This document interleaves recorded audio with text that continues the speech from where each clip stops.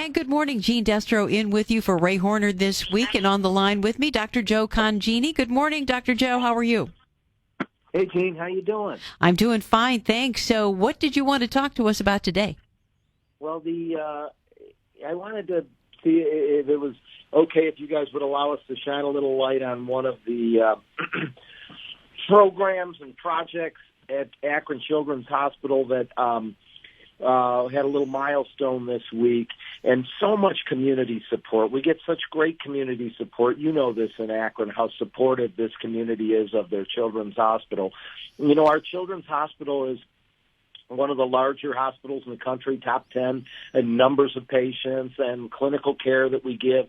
But about 10 years ago, they looked and said, geez, one area that we just aren't up with some of the bigger hospitals in the country is in the research area. And so people came together in this town and raised a lot of money. And if you drive down Exchange Street, you can see a beautiful building, the Rebecca Considine Research Institute, right by our hospital, correct? Absolutely. I've seen it. What do they do there? So it's a long job, though. We had to get a lot of people on the team and hire a lot of people. This isn't just doctors. They're busy, the nurse practitioners and doctors over at the hospital seeing patients.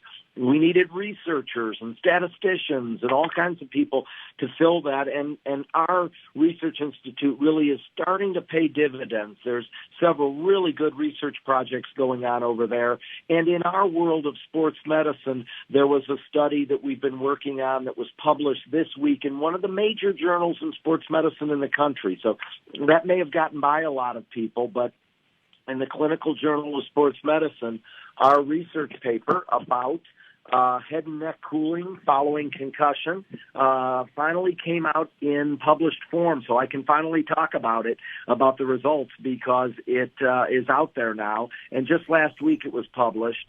And so to be a research institute really takes a lot of time. Like, for instance, for a study like this, Gene, 3.5 years we've been at to try to get this thing up and going. It takes a lot of money, and our community really came together, a lot of generous people to give to the Research Institute. And it takes a lot of the infrastructure. You don't just hire people out of nowhere. And so all those people I was talking about, the statisticians and researchers that help us do these things, it's finally all coming together, I think, and we're really improving. And it was a real milestone this week to get our concussion paper published in the Clinical Journal of Sports Medicine. So when it comes to that particular research study, it sounds like after you get a concussion, and is it just for kids or is it for adults too, that if you got a concussion and they immediately cooled the neck and head area to bring down inflammation or swelling, that could help with concussions? Is that what it is about?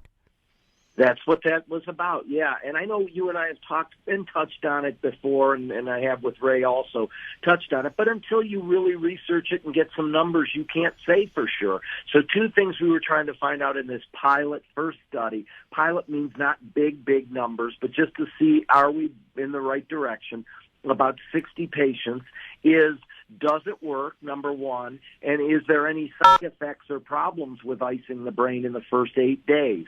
Ours is a little different because the average age was 14 years of age. Many of these research studies, Gene, in sports medicine and concussion are on 18-year-olds, 20-year-olds, 22-year-olds, professional athletes, college athletes. This is on kids. And in the first 8 days, if they're symptomatic, we did head and neck cooling, and we showed significant reduction in their symptoms of headache, dizziness, all the other issues that go along with concussion were reduced significantly. Pretty big drop in their numbers if we, in the control group that did not get the head and neck cooling versus those that did, there was a very significant drop in those that got the cooling. So we got off to a good start. We were really happy with that and publishing it, but we knew even a year or two ago that we needed bigger numbers to really even prove it more so. So we're now in the middle of a phase 2 study called a pivot study. We already have more patients than we had in the pilot, 80 some, but we also had a thing called COVID in the last year, which stopped sports, There was no contact sports going on for almost 8 months in our area, so that really slowed us down. But we're doing a study, and we are a multi-center study where Children's is the central hub of it, but we're also getting some help from Cincinnati Children's and Michigan Children's. They're looking at the same thing, so we can have bigger numbers, up in the hundreds, to prove this. But I would say we have enough evidence right now, Gene, to say that if a young person is concussed, the right treatment in the first 24, 48, 72 hours is going to be to ice the brain and the head and neck, just like we would with an ankle sprain or a bad knee sprain, that there was definite evidence that it was beneficial and safe to do that. And so we were very happy that we were able to accomplish that at the Rebecca Considine Research Institute. That sounds fantastic. Thank you for sharing that with us, and we'll look forward to seeing the results of the second part, this pivot part of the study with the wider group. So we appreciate having you on with us this morning and looking forward to your call next week. Thank you so much, Dr. Joe Congini. He is a doctor of sports medicine at Akron Children's Hospital, talking to us about this exciting new study that they have going on there about what to do and how to help people who have concussions, specifically the younger people. So thank you so much for that.